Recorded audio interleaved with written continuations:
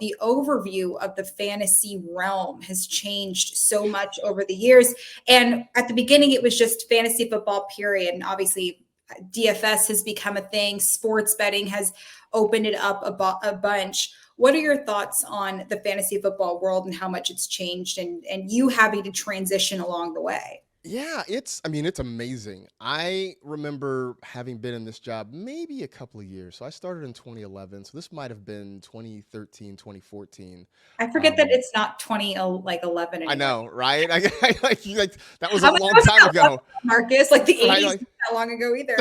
right? Exactly. But I remember like 2013, 2014, we went to a conference, a trade show, basically in Chicago for the fantasy, what was then the Fantasy Sports Trade Association. I think they've changed their name since then, but um, I remember it was in a ballroom at like the Chicago Hilton or something like that, and being amazed way back then that they filled this place up. I mean, there were probably several hundred people there, all trying to, either network or sell products or that sort of thing. It blew me away at the time that many people were into it, because I certainly didn't think that, the analyst side of it was that big. I knew people played. I played socially. I mean, it was a thing that I didn't play at a high level. I played because it was a chance to either keep in touch with friends from high school, or I moved to a new city and it was a way to meet new people, just kind of joining a fantasy league that way. So it sort of shocked me. But then I've seen it just continue to grow and grow. And I think what really lit a fire under it was probably the pandemic, because you had a lot of people who, sadly either lost their jobs or were working a lot less. They were all stuck at home. And for better or worse, a lot of people said, you know what? I'm going to start a podcast, because why not? You're at home, you've got the time, you can go on Amazon and get all the stuff, get a mic, get a, whatever that you need.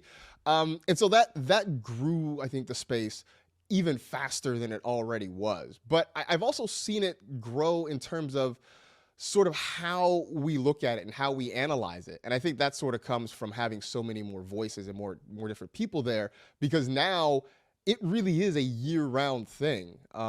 When I started, we were essentially a July to January sort of proposition, and then we kind of go into hibernation, and maybe we'd write our draft kit or whatever. That would take a few months, but it was kind of slow going. But now, once the actual fantasy season is over, then it turns into draft season, and those two things really go hand in hand. So a lot of people now start talking about the college prospects and where they might go and what this could mean for fantasy. And you've got dynasty leagues that they really kick up the trade engine. I mean, you are familiar with the hot stove. It's dynasty football from like February to maybe March, probably about May or June. That's the fantasy football equivalent of the hot stove, where people are trying to make trades and figure out what rookies are really going to pop this year. So it has grown into literally a year-round industry that has spawned, I think, sub-industries when you talk about the sports betting and the DFS and the drafting and the scouting and all that kind of stuff. It really has become its own entity in itself.